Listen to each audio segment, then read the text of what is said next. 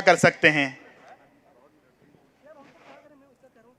شیخ سنیے نا بھائی عبدالرحمن صاحب، اب آغاز کرو، اب ٹائم ہی اپنے پاس میں آ جائیے۔ اب ہم باضابطہ اپنے مجلس کا آغاز کرنے جا رہے ہیں۔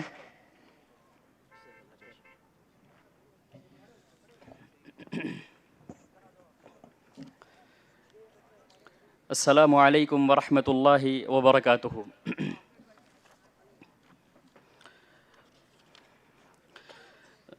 محترم حاضرین، قبل اس کے کہ پروگرام کا باقاعدہ آغاز کیا جائے، مناسب بلکہ ضروری معلوم ہوتا ہے کہ اس پروگرام سے متعلق کچھ لازمی اور انتظامی امور طے کر دیے جائیں، جو کہ کسی بھی پروگرام کی کامیابی کی ضمانت اور شاہ کلید ہوا کرتے ہیں۔ چنانچہ آج کی اس تاریخی اور عظیم الشان اجلاس کے لیے بحیثیت صدر و میر کارواں جس شخصیت کا انتخاب کیا گیا ہے، وہ اپنی علمی و فکری جامعیت کے ساتھ فہم قرآن و سنت میں بھی اپنی شان امتیازی اور گہری و عمیق نظر رکھتی ہے، جو یقیناً اس اجلاس کے لیے انتہائی موزوں اور بزبان شاعر اسلام نگہ بلند سخن دل نواز جاں پرسوز، نگہ بلند سخن دل نواز جاں پرسوز، یہی ہے رخت سفر میر کارواں کے لیے کہ حقیقی مصداق ہے،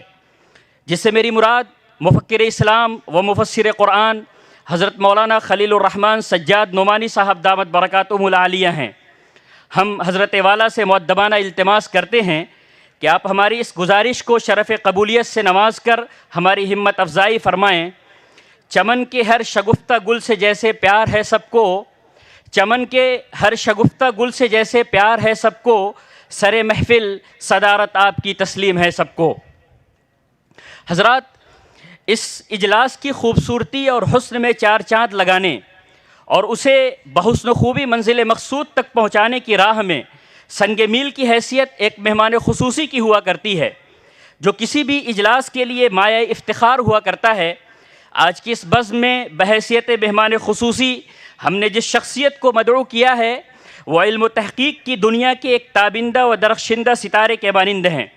جن کا حلقہ تصنیف و تالیف میں ایک منفرد مقام ہے، جن کی بہت ساری علمی کاوشیں منصے شہود پر آ چکی ہیں، اور بعض وہ تصنیفات بھی ہیں جو کئی سارے معروف علمی اداروں میں داخل نصاب ہیں۔ میرا روئے سخن حضرت مولانا مفتی شعیب اللہ خان صاحب مفتاحی دامت برکاتہم العالیہ، بانی و مؤسس مدرسہ مسیح العلوم بنگلور کی جانب ہے۔ ہم حضرت والا سے درخواست کرتے ہیں کہ آپ ہماری اس حقیر سی دعوت کو قبول فرما کر اس اجلاس کے حسن کو دوبالا فرمائیں۔ گلوں میں رنگ بھرے باد نو بہار چلے، گلوں میں رنگ بھرے باد نو بہار چلے، چلے بھی آؤ کہ گلشن کا کاروبار چلے۔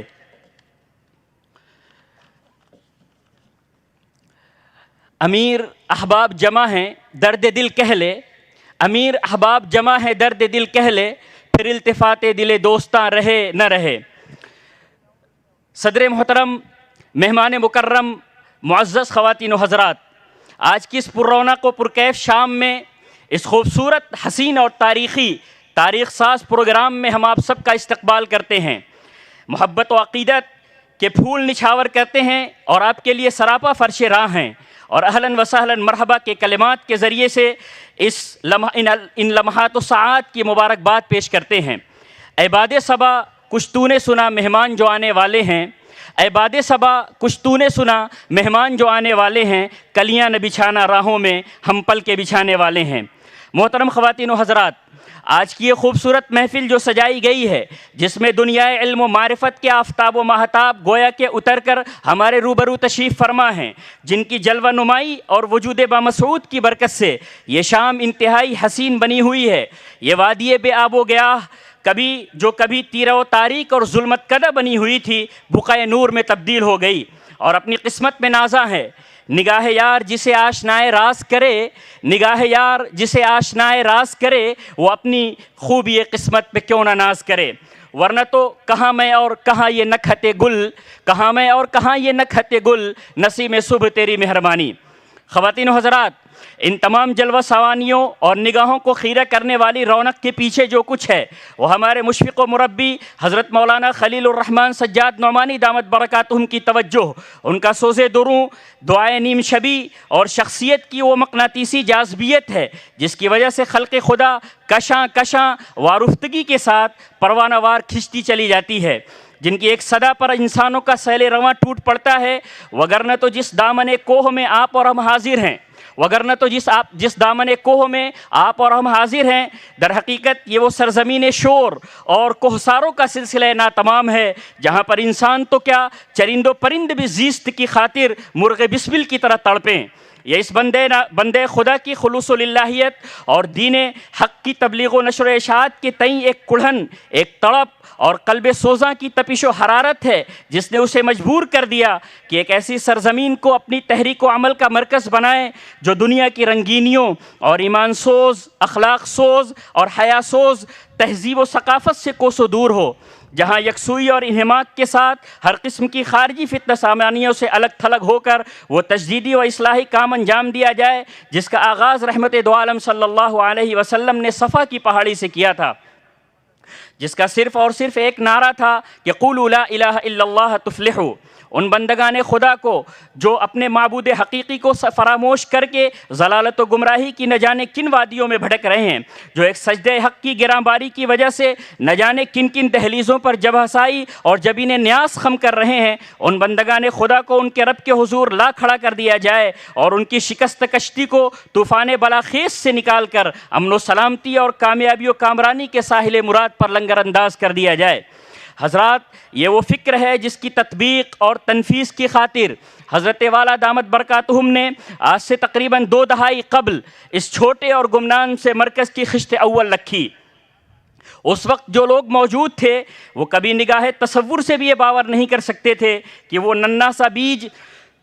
جسے بڑی امیدوں اور آرزوؤں کے ساتھ ایک ایسی بے آب و گیاہ اور شوریلی سرزمین میں انتہائی قسم پرسی اور بے سر و سامانی کی حالت میں زیر زمین دفن کیا جا رہا ہے، صرف اور صرف 1 دہائی کے اندر ہی وہ تناور درخت کی شکل میں برگ و بار لانے کے قابل ہو جائے گا۔ یہ سب کچھ محض فضل خداوندی اور ان مخلصین کی دعائے نیم شبی کا ثمرہ ہے جنہوں نے اس کی فلاح و بہبودگی کی خاطر رو رو کر اپنے آنسو خشک کر دیے۔ حضرات، آج کی یہ بزم اپنے پیچھے ایک عظیم مقصد رکھتی ہے۔ یہ صرف ان افراد کے سر پر جنہوں نے اپنی تشنگی علم و معرفت کو بجھایا اور یہاں کے فیوز و برکات سے مستفید اور متمتع ہوئے ہیں، ان کے سر پر کلاه فضیلت اور دستار فخر و امتیاز سجانے کی نہیں ہے، بلکہ یہ اس عہد و پیمان کی تجدید و تذکیر اور اثر نو یاد دہانی کی بزم ہے جو قرآن کی روح سے ان سے لیا گیا، اس ذمہ داری کا احساس دلانے اور اس سے کما حق و سبکدوش ہونے کے تئیں ایک سنجیدہ کاوش کی جانب ایک عظیم پیش رفت ہے جو حق تعالی شانہ نے اپنے کلام لازوال کے ذریعے اس امت کے ان افراد کے سپرد کی ہے جو کہ انبیاء کے وارثین اور دین حق کے امین ہیں، جن سے یہ مطالبہ کیا گیا ہے کہ وہ تفقہ فی الدین اور مزاج شریعت سے روشناس ہو کر اس کی صحیح تفہیم و تشریح زمانے کی ضرورت اس کے ذوق کے مطابق کریں، جہاں دین کے اندر گہرائی و گہرائی بھی حاصل کریں، اصولیات و عقائد سے متعلق انتہائی مستحکم اور ٹھوس موقف اختیار کریں، اس میں کسی قسم کی کوئی لچک نہ ہو، وہیں دوسری جانب عصر حاضر کے نباز اور مزاج شناس ہوں، دین و دنیا کے حسین اور متوازن و معتدل امتزاج کے ساتھ لوگوں میں دین کا شعور بیدار کریں، دین کی ایسی تطبیقات پیش کریں جو ہر ایک کے دل کو چھو جائے اور بادل ناخواستہ وہ اسلام کی جھولی میں آ گریں۔ اسی عظیم فکر اور تصور کو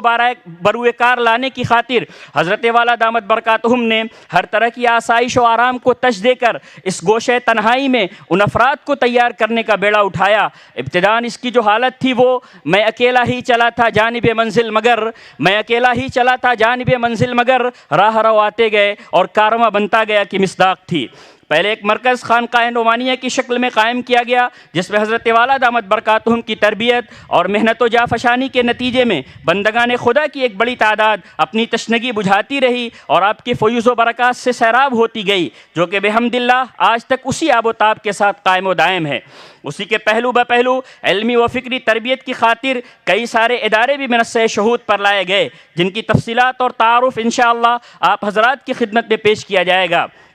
اور جن کے فارغین آج اتنی بڑی تعداد کو پہنچ چکے ہیں جو کئی سو سے متجاوز ہیں، جو مختلف شعبۂ حیات میں اپنی اپنی خدمات انجام دے رہے ہیں، جن کی عزت افزائی و اعتراف کے طور پر یہ بزم آراستہ کی گئی ہے۔ اللہ رب العزت سے دعا ہے کہ وہ حضرت والا کے سائے عاطفت کو صحت و عافیت کے ساتھ تادیر قائم رکھے، اور آپ کی تمناؤں اور آرزوؤں کو بلکہ صحیح تعبیر میں ان خوابوں کو جو بچشم وا دیکھے گئے ہیں، شرمندہ تعبیر کرے، اور وہ دن جلد از جلد دکھلائے جب دین کا غلبہ ہو اور ہر طرف خدا وحدہ لا شریک کی کبریائی و عظمت کا زمزمہ بلند ہو، ہر فرد بشر ذکر الہی میں رطب اللسان اور محبت رسول میں سرشار ہو۔ آمین وآخر دعوانا ان الحمدللہ رب العالمین۔ حضرات، اب باقاعدہ اس بزم کا آغاز کرتے ہیں، اور تلاوت کلام پاک کے لیے میں عزیزم اسد اللہ سلمہ متعلم دارالعلوم امام ربانی کو دعوت دیتا ہوں کہ وہ آئیں اور تلاوت کے ذریعے سے اس بزم کا آغاز کریں۔ قرآن کی تلاوت سے آغاز ہو محفل کا، اس نور سے پا جائیں ہم راستہ منزل کا۔ عزیزم اسد اللہ سلمہ۔